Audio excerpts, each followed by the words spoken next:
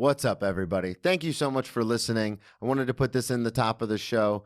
Make sure you subscribe on Patreon, patreon.com/Brennan Tassif. Check out the merch store at brennantcomedy.com to get your ex-drinking buddy merch.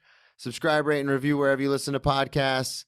As always, we're coming to you live from Gotham Production Studios, and I hope you enjoy the episode. Grab me your beer and grab me a coke. We bout to sit for an hour, bullshit and tell jokes. And please don't mix it up, cause he done sobered up. Brennan T Comedy on your social media feeds. And Brennan Tassif is your ex-drinking buddy. Brennan Tassif is your ex-drinking buddy. Brennan Tassif is your ex-drinking buddy. Brennan Tassif is your ex-drinking buddy. What's up, everybody? Welcome into another edition of Brennan Tassif is your ex-drinking buddy. There's going to be a graphic there. I swear to God, I'll put it in post. It's a very pretty graphic. My name is Brennan Tassif. If you're new to the program, quick rundown of the show. I used to be everyone's favorite drinking buddy. It was my favorite thing to do, hang out with friends, get drunk, do drugs, get in all sorts of trouble, and then reminisce about those crazy stories. I am sober now, but it is still one of my favorite things to do, hang out with someone and reminisce about the crazy old days. Most weeks I will be joined by a guest. This week is no exception. All the way from New York City, Sam Bilsky. Yeah, it's good to be here. Do you go by Sam or Samuel? I go by Sam. I mean, Samuel, it's like I won't correct people, but it'll irritate me. Well, I noticed, happenstance, I noticed that on your social media, it's Samuel, so that's why I was kind of I confused. like to really make no sense when I do things. I got it. Plug everything up front. Let everybody know social media, my website. Instagram's just Samuel Bilsky, and I have a TikTok too, and I don't have a podcast. I have 2 episodes on my YouTube if you want to watch them, and I never followed through. So what was the podcast? It was a fake radio call-in podcast. Okay. It was just too tough to find people to like pretend to be characters, and I guess I'm just lazy. I've started like 4 different podcasts, so I'm not. I have 3 right now, all going, and the one-man show. Oh, well, I'm kind of lazy. So it's exhausting. Yeah. Like, it's so interesting to me because I moved to New York for stand-up, and every day it's like, I got to fucking do the podcast. Like, I got to figure out the podcast stuff. And I'm like, I'm not even doing stand-up anymore. Well, that's how they do it now. Everybody's got a podcast. That's where people find things on the internet, you know? So I wanted to it's your first time on the show. I wanted the listeners to get to know you a little bit. So you're not originally from New York. In fact, when we first met, it was like probably 6 or 8 months ago. You were in town from LA. Yeah. So, I mean, a little bit of background and, just to give like maybe more of an abridged version, but, how I ended up in New York is I lived in New York in and we'll get into that obviously a little bit later. I was homeless in New York from 2014 to 2016. 2 years. 2 years. Means you're really trying. Yeah, I was really. It was good. It was a good experience. I recommend it. I think everybody should be homeless in New York for at least a couple of years. Same way people should work in the service industry for a couple of years. You should be homeless for a couple of years. Absolutely. It adds character. My good buddy Matt Fulsteron has a whole bit about it. If you're not homeless, you're not trying. Yeah, like that. I think that is a level of commitment to what you love. Were you doing comedy when you were homeless? No. I mean, that would be great. I'd be like, who here has crack cocaine? That would be the better way to go about it, I think. But I didn't do that. Instead, I just did what I just kind of just stood on a corner, just kind of like homeless, doing what crackheads do, and so then I basically had a friend from college who. And for the people listening, like Austin, Texas is a very hopping place, and even in 2016 it was. But my level of ignorance to the state of Texas in general was I had a friend who lived in Austin, Texas, and I thought it was just a desert. I thought it was like horses and like cowboy hats, and so I had like a total mental breakdown and got on a plane to Austin, Texas, and just a one-way trip. Okay. And my friend picked me up from the 6th Street where the bars are, and I was like, I live here now, and she's like, what? So I didn't know where I was going to stay, but so I live here now. Yeah. So I ended up like just getting sober there. And then I guess like the path to New York was I started comedy in Austin, started doing it. I liked it. And then, and this was in 16? I started end of 2018. And, yeah, I started and then was kind of like, at first I was doing what a lot of people do. I was going like one or what I was like dipping my toe in the water. Yeah, absolutely. And then for whatever reason, I just started to really enjoy it and I was going all out. And then COVID happened. This is how LA starts. And I was like, this is the perfect time to move to Los Angeles. when everything is shut down. There's a theme of me just making very impulsive, life-changing decisions that have no thought. Even like moving to New York was funny. And then I was in LA for 3 years, and then I was there for the most part during COVID. And then because LA was like shut down for, because I'm from the South. In Florida, I remember I got COVID at a show in December of 2020. Like, we were all open back up. Yeah, no, we weren't. I mean, we were like doing shows in like parks to homeless people, and we were like, we're doing it. We're doing it. We were like, we're gonna make it. We're the real ones. And I started running a popular show out there with a friend of mine called Stoop Kids, which was like in the pandemic. It was outdoors, and we were selling it out. And so I sort of got lucky because I was able to sort of forego a lot of those. Like, people just assumed I had been in LA for a long time because of that, and things were going, well. Because the show was going so well, people just thought you were there. Yeah. So then, like, once things started to open back up, I was getting booked more, and and so I was able to avoid all the pitfalls of like a new comedian. Yeah. And then things were going well. I was doing a lot of shows. I was doing a lot of spots at this club called the Nightcap in Burbank, which is a shout out to them. And then shout out Nightcap, great comedy club. And basically, when I visited New York, I just had this itch to move back because I feel like the first time I was here, I just find it hilarious. Where you're like, I got to come back home where I didn't have a home before. Yeah, I was like, maybe New York might be fun if you're not homeless and doing drugs all the time. Because at that point you're quite a few years sober. Yeah, I had like 6 years or whatever, and so I started visiting New York a couple times a year, and I fell into that trap a lot of people do when they visit a town, which is like, I'm doing like 3 spots a night. It's gonna be like this, and then I talked to enough people that they were like, yeah, it's not really going to be like that once you move there. People are going to be like, okay, you're here now. But I decided to do it anyways, and so then I moved here like literally 2 months ago, and so that's the roundabout. There's a lot of stuff in between, but that's the bridge version. Well, I mean, it's awesome that you even that you came here, because I remember, and that's the weird thing about social media and just kind of this industry in general, is I got here, and then within the first like 6 months to a year, because I knew one person who's my co-host on the other podcast, Matt Fulcheron. Huge shout out to him. I mean, as far as in the industry, like, had credits, like, was a fucking, he's a real deal, let's go comic. And he was the only one in that like level that I knew. And there's so many war stories I hear about people moving to a certain city and they know 1 or 2 people, and then they get here and the people are like, well, like, I'm not a booker. Like, I can't put you up everywhere. But Matt was true to his word and like helped me like introduce me to people and help me find people for the podcast. So it was weird. Like you're saying with your show kind of taking off, because I've had certain people on the podcast, other comics, especially at open mics, just assume like I'm somebody. And sometimes, and I'm definitely not. I'm nobody. So it's just that weird thing where it's like, oh no, like I've only been in New York like a year and a half. Like I don't know anything about what's going on. Yeah, it doesn't make any sense. Like, I mean, Manhattan seems pretty like, and this is my observation, Manhattan just seems pretty on par with what you'd imagine. And then you go to like Brooklyn, and it's like a lot of 23-year-olds that are like, they're like talking, they're like Gen Zers, and they like, I'm just like, I have no clue what you're talking about most of the time. There's like a lot of like white bisexual women with boyfriends. Yeah.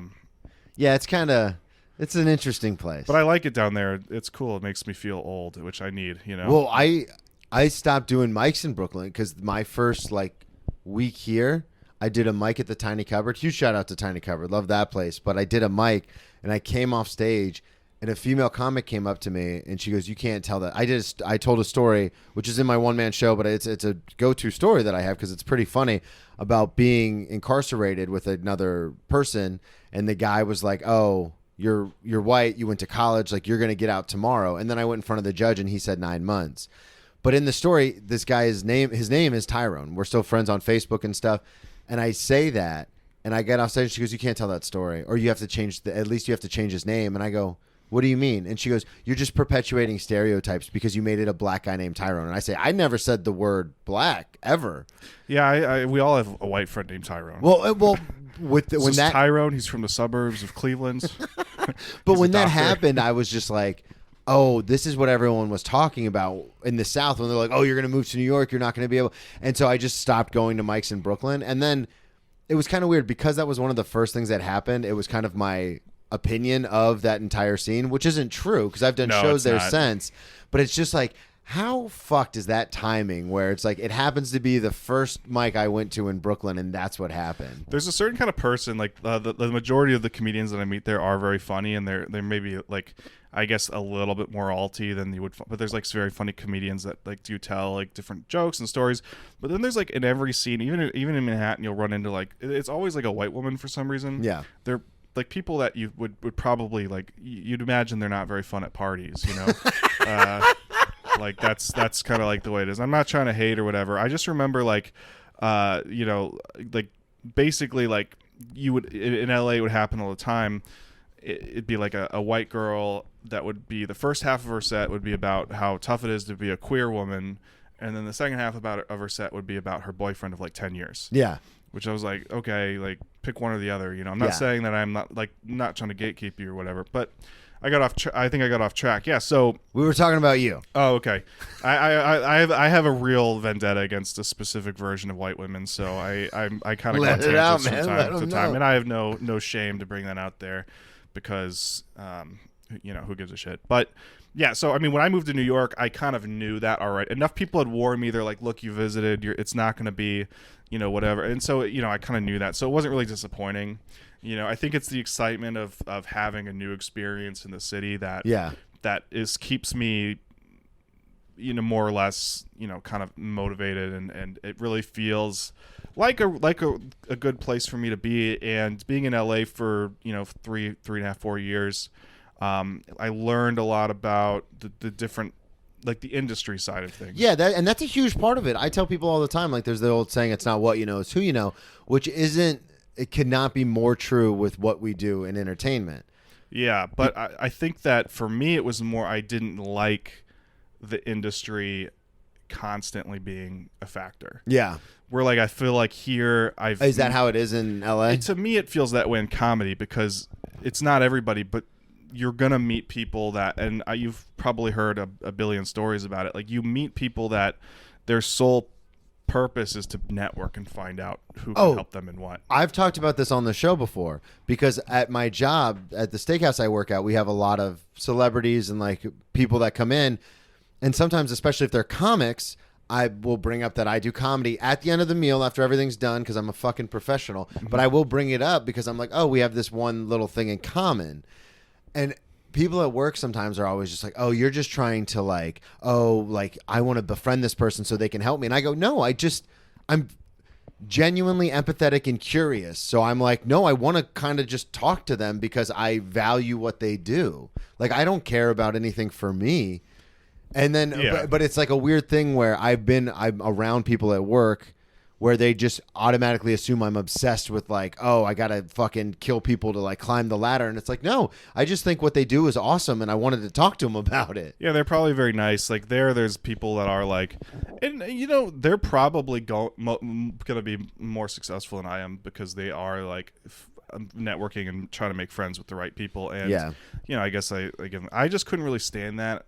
To a certain extent, it started to just get really taxing. I felt like I was constantly thinking about entertainment, comedy, like this and that, and it wasn't real. I miss talking to like real, just people that like, because the majority of people in New York that are here, like the finance people and these like professionals, they're kind of the kings here. Yeah, oh yeah. So most of the people you interact with, they like have normal jobs, they like talk about normal things, they have normal interests.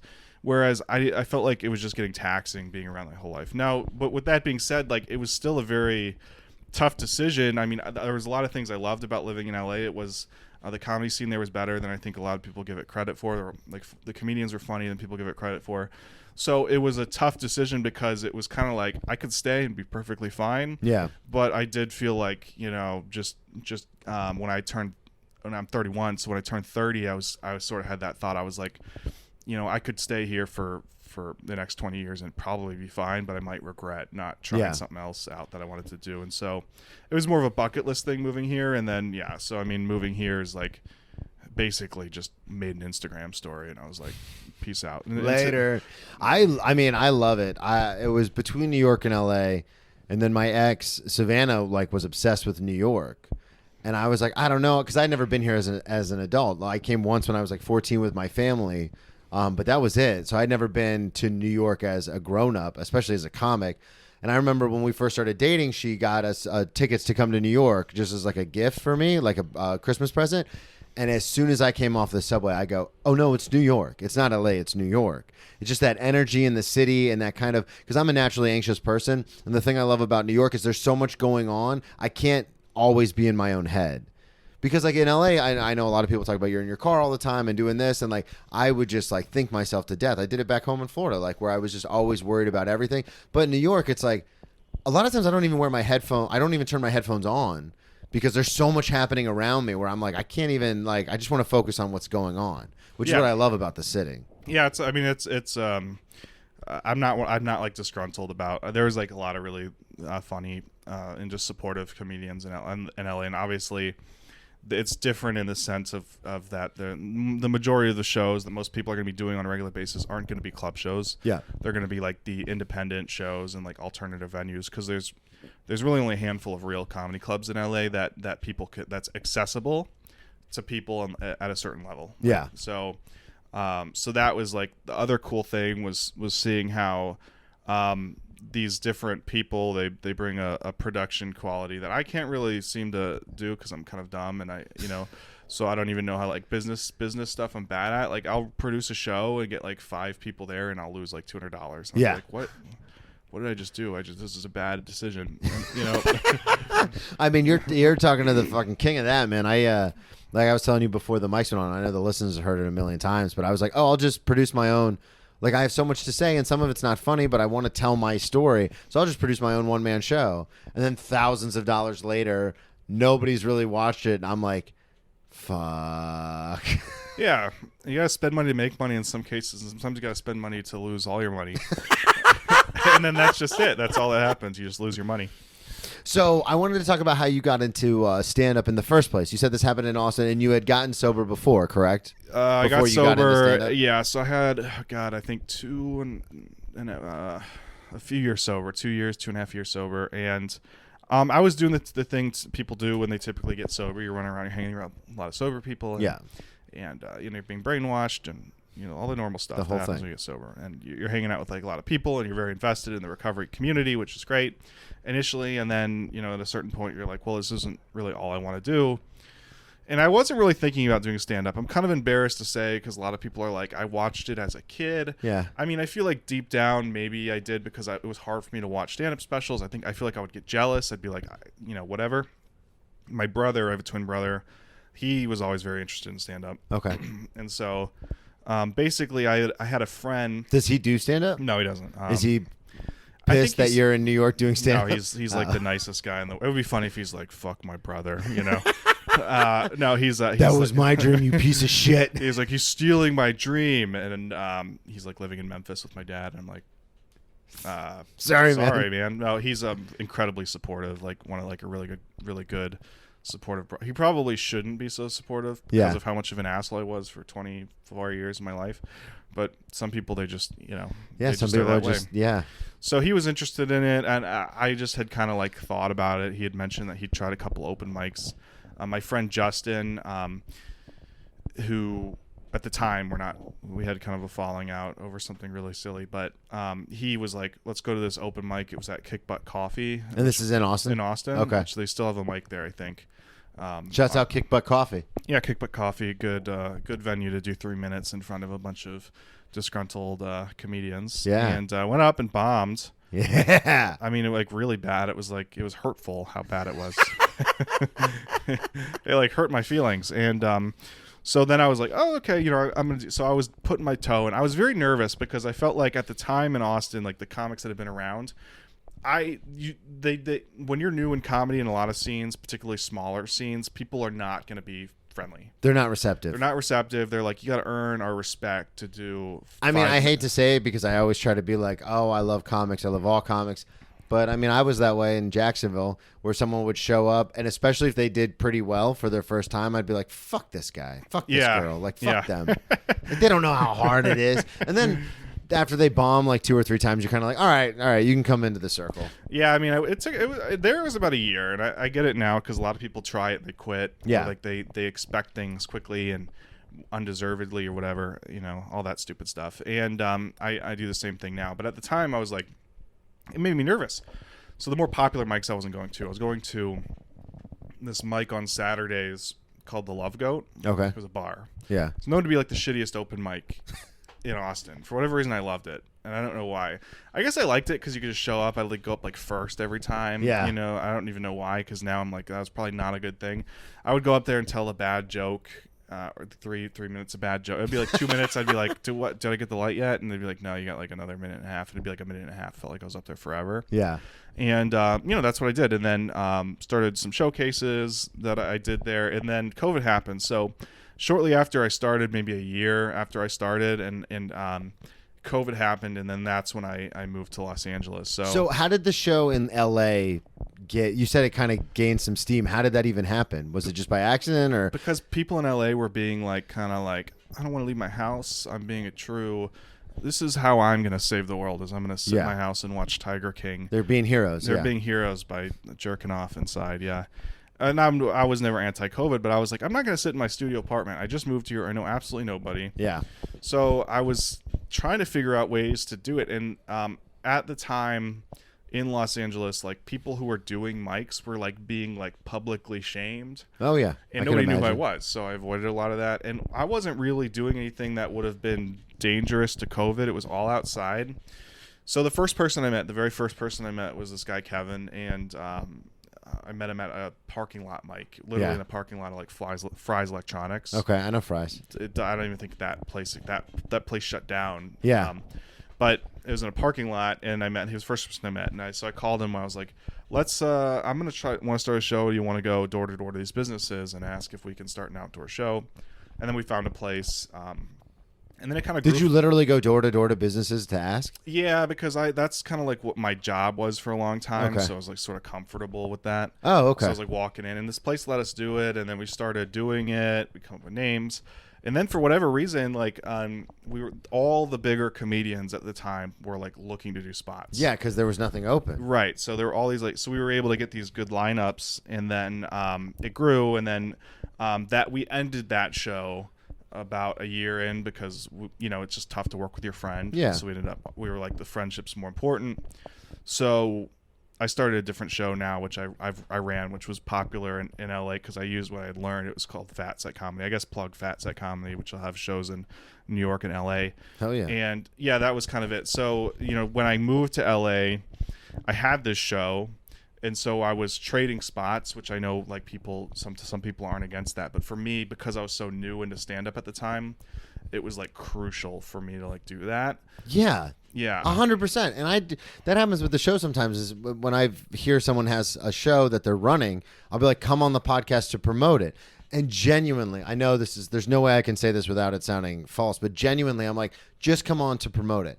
But, 7 times out of 10, I'd say 70% of the time they'll talk about it, and then afterwards they go, oh, do you want to do the show? Mm-hmm. And it's like, I didn't do that on purpose, but it's crucial because without having something tangible to trade in, a lot of times people are just like out of sight, out of mind. Yeah, people say don't trade spots. And I guess you don't want to trade spots with people you don't like or find funny. I think that makes sense. True. But how else? Like, it's like when people say I don't get booked. Well, do you submit to shows? It's like, no. It's like, well, nobody's going to go to an open mic and be like, you're it. That's I guess that's kind of the point I was making, was that it makes it a tangible thing that I can like.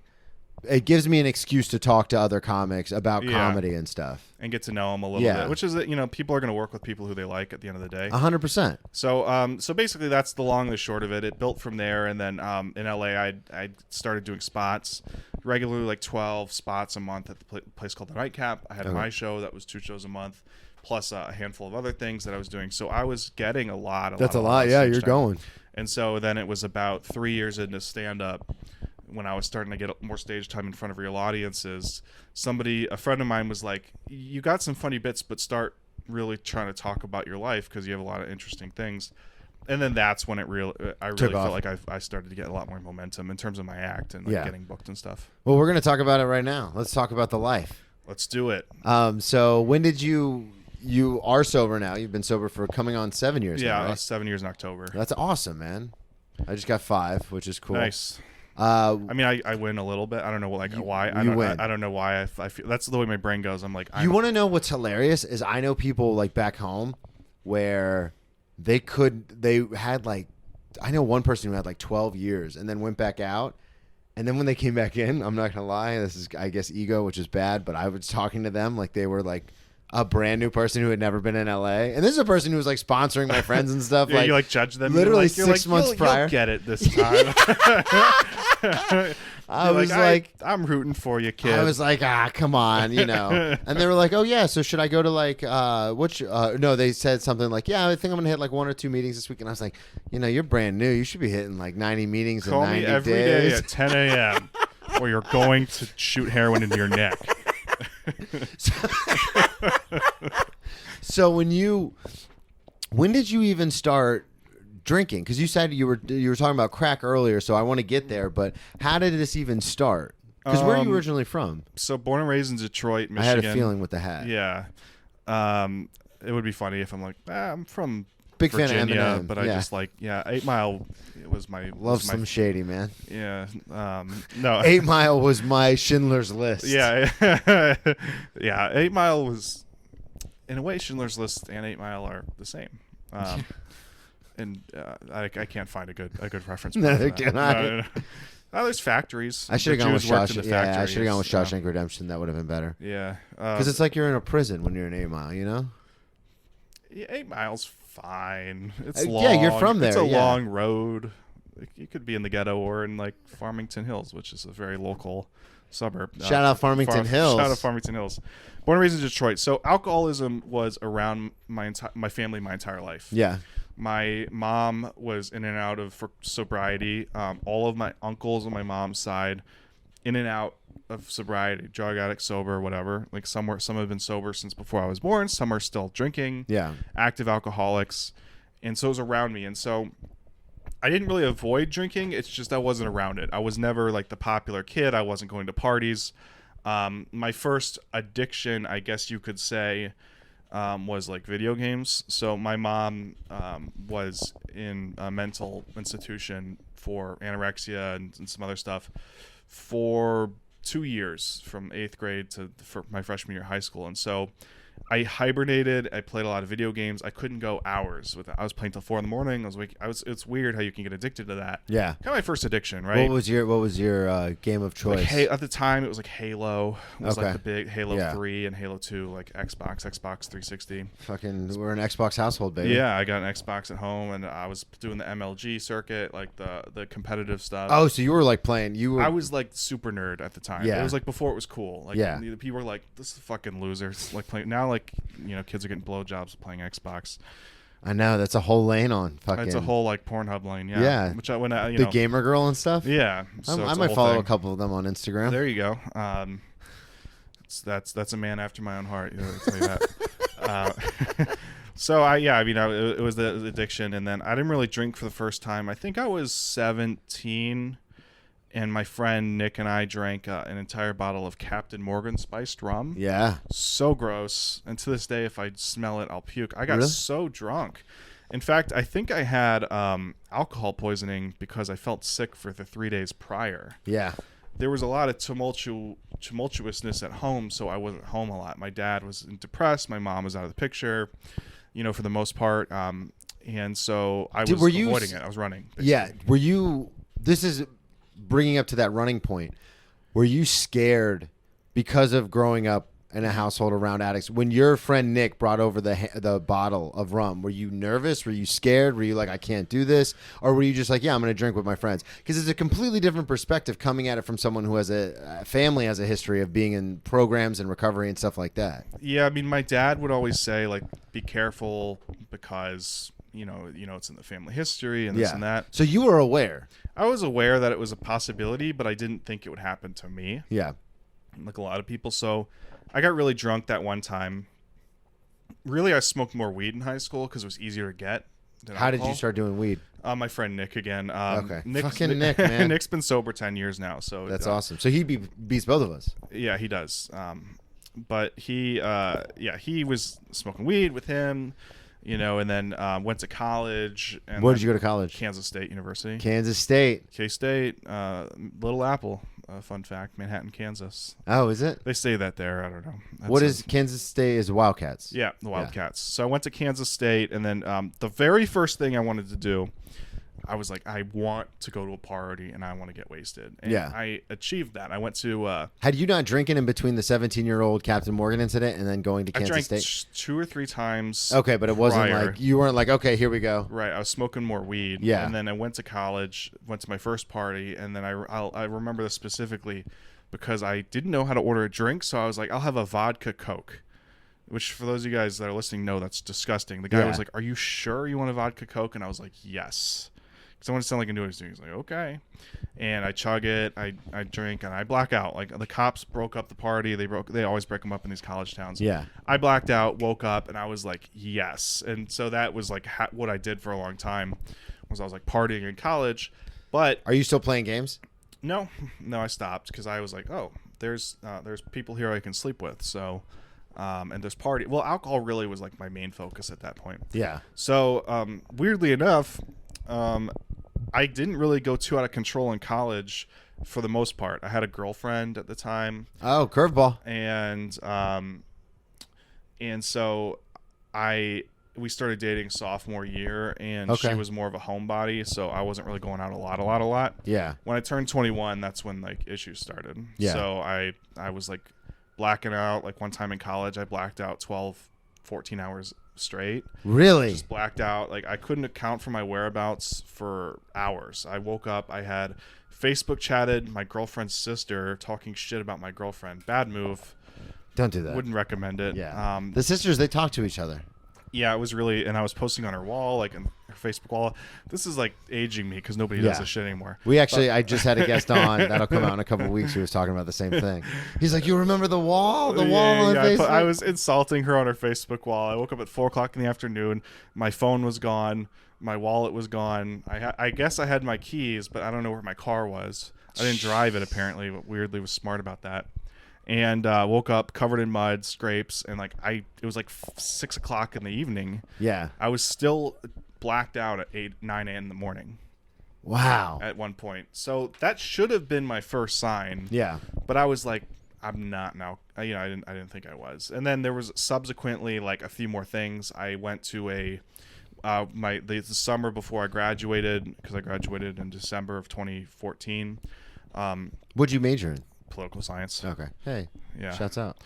It's useless major. Yeah, I know it. Yeah, so Political science. is that what you majored? Yeah. Okay, Political cool. science, and then my minor's in American history. Oh, there you go. Very useful. I was gonna go to law school. That was my plan too, but I had a 2.3 GPA. Yeah. What was your? But it was funny because playing football, they let us pick our classes, and I loved political. Like I took political science as like an elective, like some political class, and I was like, oh, this is because I was originally in business, and I was like, oh, this is way fucking more fun than business. You know, growing up, especially with a child of divorce, you play politics since your parents get divorced. Like, you're always playing sides and stuff. Yeah. So I was like, oh, I'm good at politics. So I switched my major, like, right into my freshman year. And so because I was playing football, I was able to register early for classes. So I took all these, like, high-level political science classes, got them all out of the way my freshman and sophomore year. So then so my GPA was pretty good. And then as a junior, I stopped playing football, became addicted to drugs and alcohol.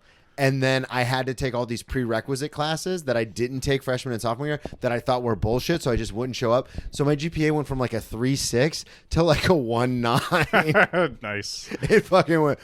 I love that, and it's like the easier class. I mean, some classes sound easy, and they're not. Like It's one of those things where you're like, oh, I don't have to. It's like shows that we go to. Sometimes you look at the lineup and you go, why am I on this show? Like, I'm better than all this. Yeah. So got a 164 on the LSAT though. Oh, nice. Yeah. I didn't even take it. Oh, really? Yeah, I just was like, I didn't even try to go law. I mean, my GPA was not good. Yeah, so like that was like basically the drinking. I went to this big festival, and they had it was like a camp out, like a country music festival, Okay. right outside of where I went to school. I'm not really a country music fan, but it was fun when you're drunk. Yeah, it's a big festival. You're Right, drinking. right. You're about to graduate. Yeah, so I drank 4 days straight, and then on the Sunday I was like I didn't know at the time I was having alcohol withdrawals. Yeah. Like nobody else was. I was like shaking. I could have died. I didn't realize that. Like I was shaking. I was It's a cold. bad, yeah. My heart felt like it was going to explode, and I didn't really know at the time. I thought I was dehydrated. And then one thing led to another, and just forgot about it. So where the crack stuff takes place is like, Yeah. How did this happen? right. So I graduated college. I got a job in New York. I got a job. Oh, that's awesome. Yeah. So I got a job right away. What were you doing? What was the job? Um, Because you majored in political science, so was it? But yeah. then you also said earlier that you had experience going like door to door and stuff like that. Yeah, so I mean that was my internship in college was not really an internship. I was I think it was a ploy to get business. Okay. But I was an insurance salesperson. I passed the insurance exam. Yeah. And I went door to door and sold cancer insurance to farmers. Okay. In Little Nowhere, Kansas. So you were knocking on doors, going to neighborhoods, literally Yeah. like residential. And so. So then you graduate. You move to the big city. Yeah, I got a little stupid job, inside sales gig where I Okay. was like selling financial stuff. But almost immediately, like when I didn't have that safeguards, I didn't have a girlfriend that was like yelling at me and shit at the time, forcing me to stay in. Things went off the rails immediately. I got in this. So did you two break up when you moved? We broke up shortly afterwards. Okay. And so we were still dating, but basically I moved in this apartment. This is like where the really bad decisions started. Yeah, let's get into it. Where's the apartment? What are we talking So about? we were looking at 2 apartments. My dad was going to help me here. He's like going to kind of like help me like navigate it all because I was 22, and so there was an apartment in Bushwick that was like nice, like Yeah. 3 rooms. Roommates seemed to be normal people, and then there was a place in Washington Heights, Yeah. and it was like a small room with like a twin bed. But I was like, okay, it's Manhattan. It sounds better. And it's just you. Well, no, it was for 4 roommates. Or Oh, something. okay. I'm Yeah, sorry. it was When like you a said lot. small room, I thought I just Oh, assumed. a it tiny was- room with like a bed, and moved in there, and then first of all, the place had bed bugs, which I didn't even know what bed bugs were. So I was getting bit all the time, and I was itchy, and I didn't know like what it was or how to prevent it. And So you just lived in them. I just lived in it for about 2 months, and the first month I did not make rent. Like the very first month, I didn't make rent. So I was there for like 2 months, and then I got kicked out. So, oh my God, this is insane. So you move into the place. You said your dad's helping with you, like finding it and everything. So you get there, you pay your security deposit, you pay the first month's rent, and then the very next month you don't have I rent. didn't pay rent. I wrote a check. It bounced. Did you know it was going to bounce? Yes, of course. And are you not paying rent because, like, your job, you could have paid rent. You were just partying so much. I was drinking, I was partying, and yeah, I didn't really have any concept for like. I remember I went to Chase Bank and I like signed up for a credit card. My dad's like, "Okay, you're graduating college. It's probably a good idea you get a credit card." Yeah.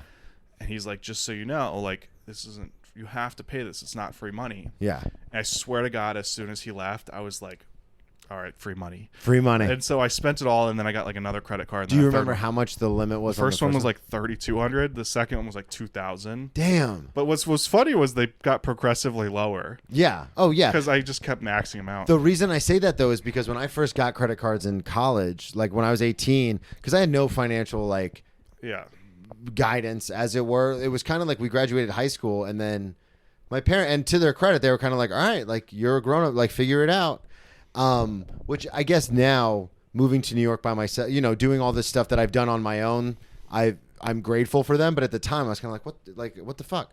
But I remember getting credit cards as a student, and it was like $250.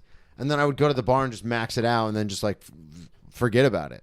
I'd literally give it to the bartender, max it out. Like I'd get like a $200 tab, and then I'd give him like $50 tip, and be like, "I'm a baller."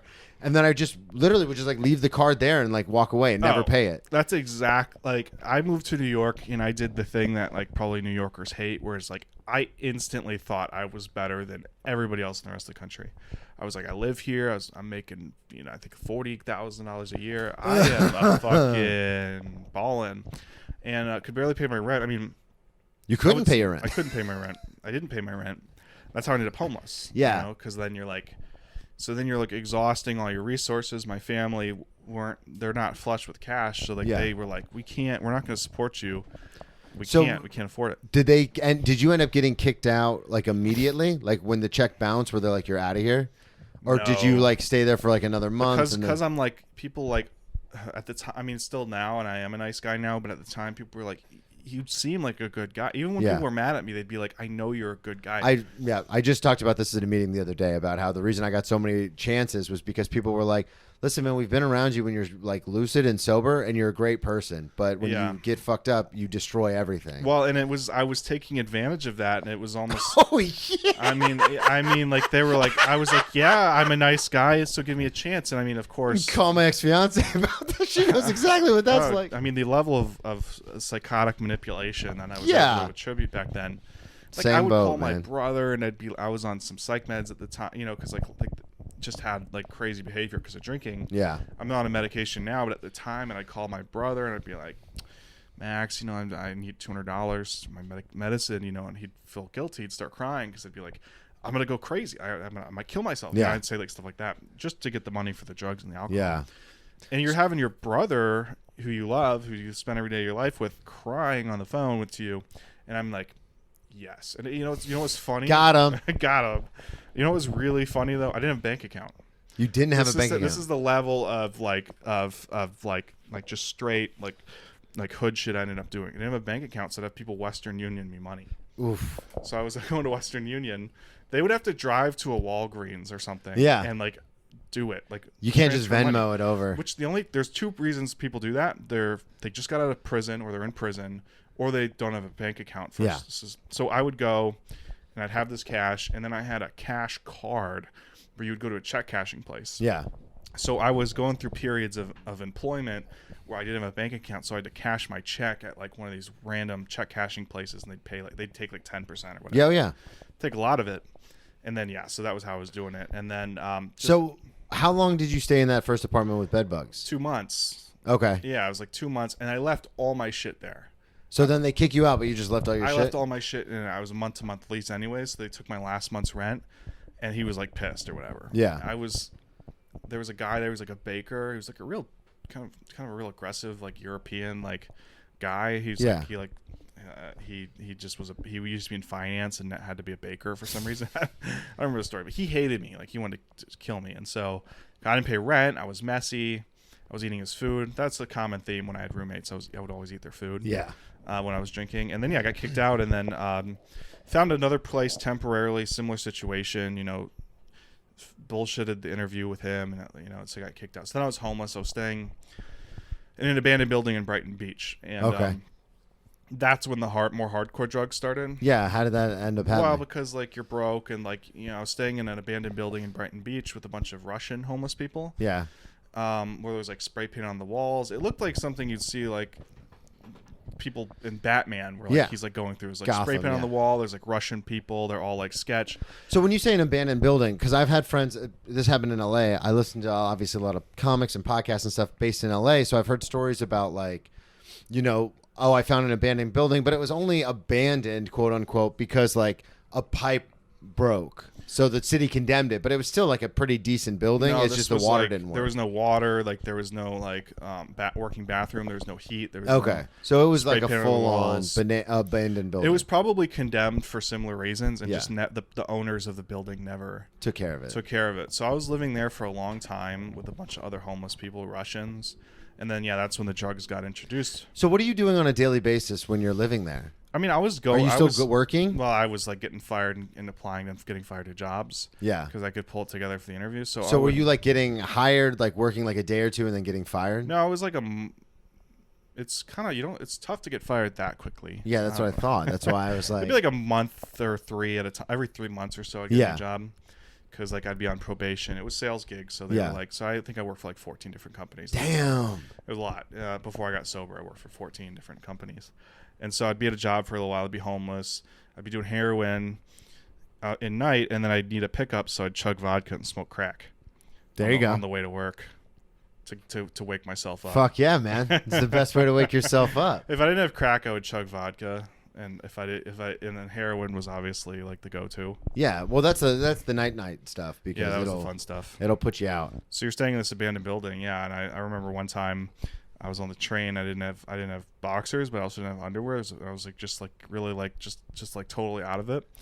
I had a hole in my crotch. Oh, and shit. one of my balls was hanging out of the hole. And on the train? On the train, and then there's this old black lady that's just going to work that's just staring at me in disbelief. Yeah. Because one of my entire testicles is just out, and I'm like all like just kind of doing the nod, like the heroin thing. You know? And this is on the way to work? This is like on a random train. I don't even remember where I was going. I just remember this so specifically. How did you figure out that your ball was out? Because I felt a breeze. Yeah. Yeah. No, As I don't it know. always happens. I didn't notice, and then I looked down, and I was like, oh shit. But then I tried to play it cool. I was like, I pretended. I was like, you got to own this. Yeah. So This I just is your thing. kept it going. You have to own this. That was like what I was thinking about. I was like, I think this is like what I have to. I think I just need to like do this. Yeah. Like so that way she doesn't think I'm like it was a mistake. Like, Did you have any crazy anything crazy happen with the Russians that you were living with? they would like they would get into fights. Did you keep to yourself, or I'm trying to figure out how this works? So you walk into the building, and is it like a building, like an apartment building with rooms and stuff? They called me Fat Boy because I was fat. They were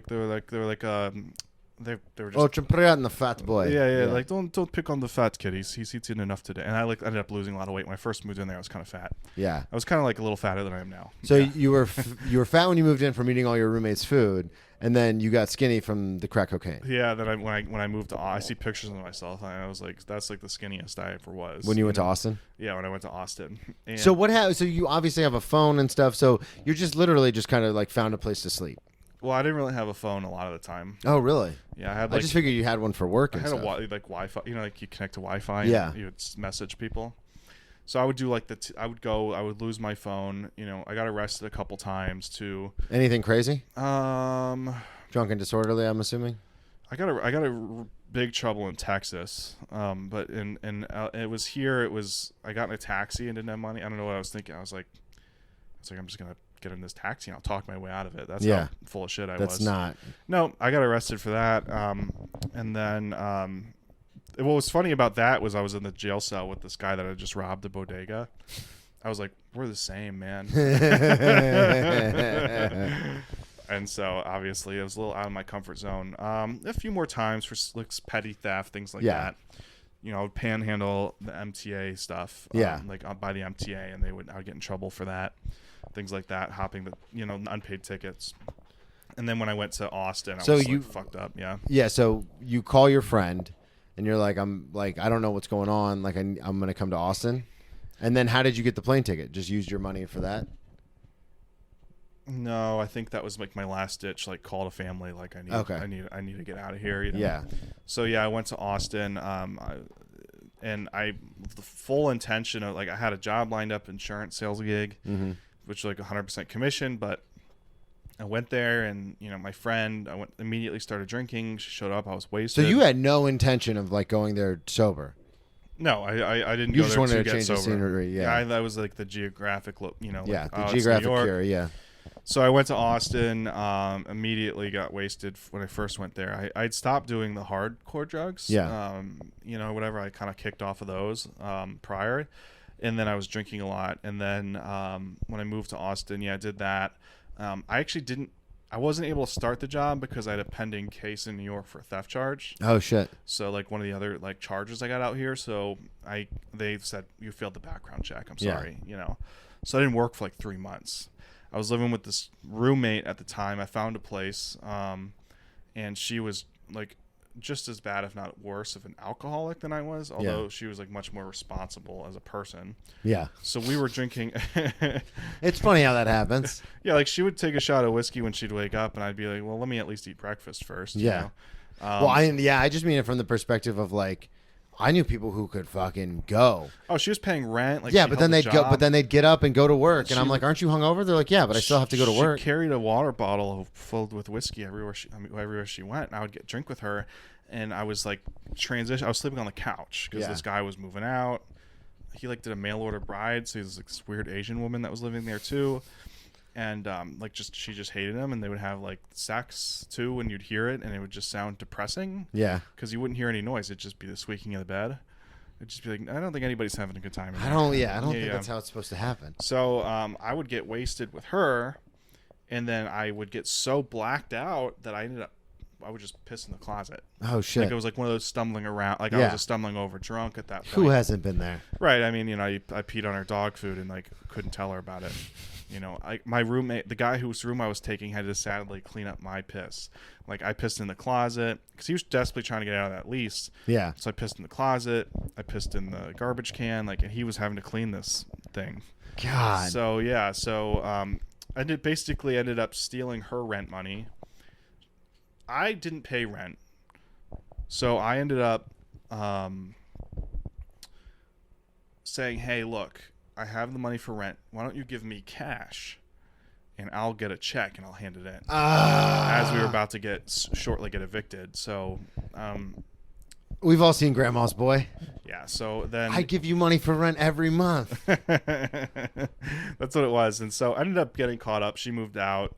I got sober about 3 months into living there. I went and got sober at I stayed 30 days at basically a homeless shelter to get out of that situation. Okay, that's what I was going to ask is because how long did you get before you guys got evicted? We didn't get evicted, so I ended up asking it. Well, I mean, so I asked a friend for money. Okay. Then I spent that. So, but this is the reason I ask is because I find these situations very interesting, to be honest, because I've heard in Florida it's a very it's not a right to work state, it's very the tenants don't have a lot of rights, but then I moved to New York and everyone's like, oh yeah, if you're in a place for longer, if you get mail there, they can't kick you out, it's a whole thing. So I'm interested in Austin, so you literally, she gives you the cash the first month you're there and you just don't pay the rent. Yeah, we got, so the way it works there, and I'm very familiar because it's happened to us 3 times. I was going to say, yeah. 3 times? Yeah. So they'll initially send you a letter to vacate. Yeah. Which you don't have to. Basically, you don't have to vacate, but you have to leave in 3 days. But they don't. Then you get 2 weeks plus all these fees to pay rent. Otherwise, they'll file the eviction in court. Yeah. The court date for the eviction will maybe be a month or so down the line. So it takes a few months. They filed the eviction. The police came and they sued us, basically. Yeah. And she was pissed. Because she thought I paid rent. Yeah. And all of a sudden, an eviction notice on the door. Yeah. Which is definitely, on my part, scummy behavior. Yeah. And so. But I mean, she handed you $1,000 cash or however much. I got some tattoos. I had a good time. Yeah. I mean, that's a lot. Yeah. So. I still have that addictive behavior, obviously, because the alcohol is merely a symptom, but I still, because I put money aside from every check for rent, because rent is a lot in New York. And sometimes, when it's the 26th, and I look at my rent account, I'm like, that's I could travel a little bit with that. Yeah, I mean, I have that thought too. Well, then I'm like, no, pay your rent, you piece of shit. But I'm I could. That's only ever happened one time where we lived in a place, and this was the last place I lived with my old roommates. And even though we had a co-signer, if you didn't pay rent by the 3rd, they would send you that notice that you're talking about. They would put it on the door. And then my roommates were freaking out, and they were like, hey, dude, you have to pay rent. And I was like, I'll get to it. It's our last month here anyway, and we didn't pay last month. We just paid first and security. So I was like, I'll get to it. And then I was like, it's our last month. What are they going to do, evict us? And we were going to leave, and we checked the mailbox, and there was a big stack of legal they'd filed for eviction, even though it was our last month and we were on our way out.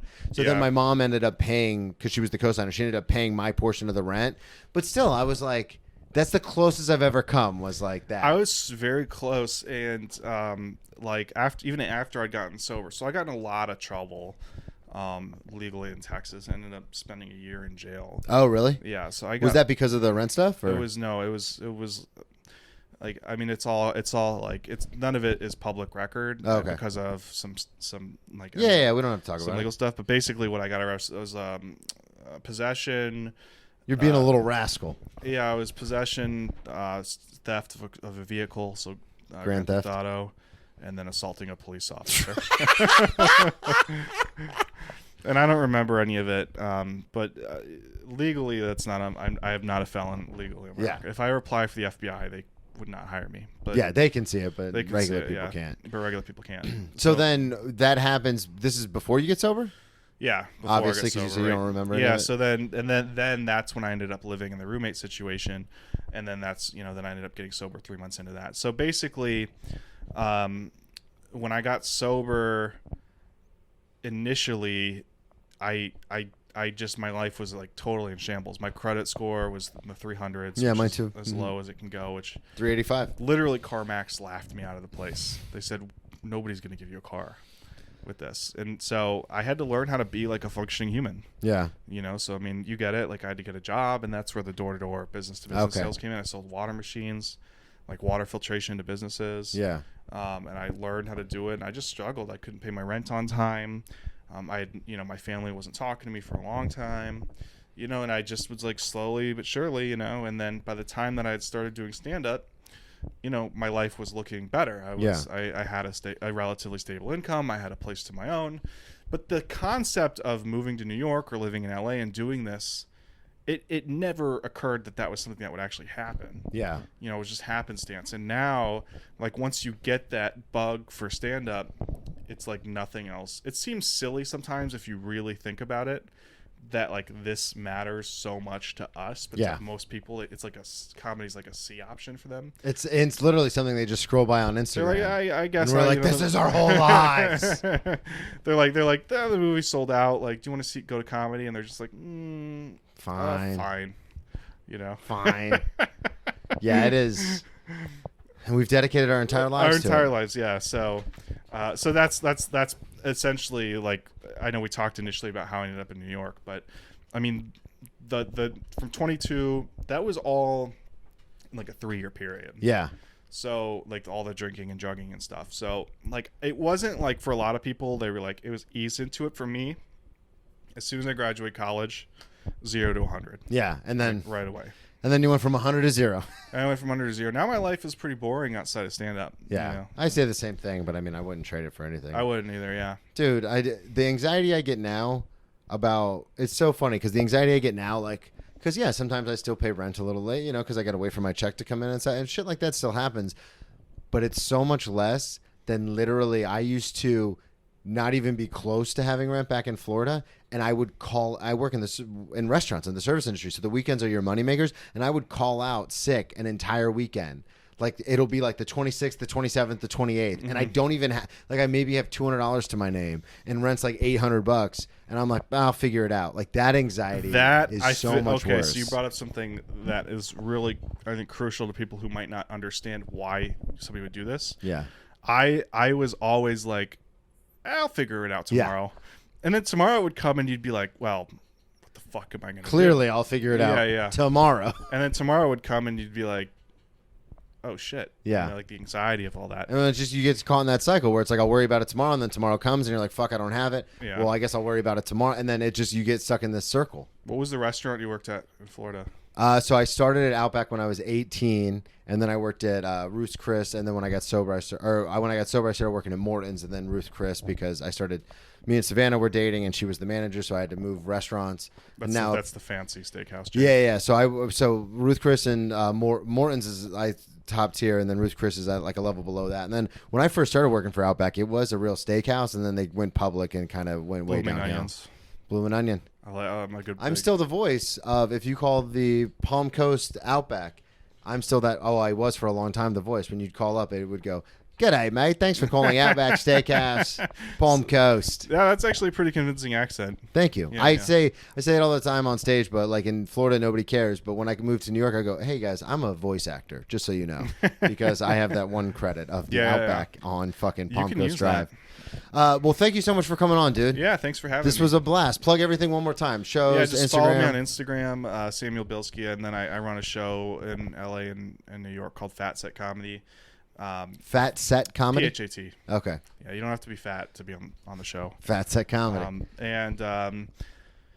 You know, I like to use antiquated slang from the 1980s. Hell yeah. It's on my shows.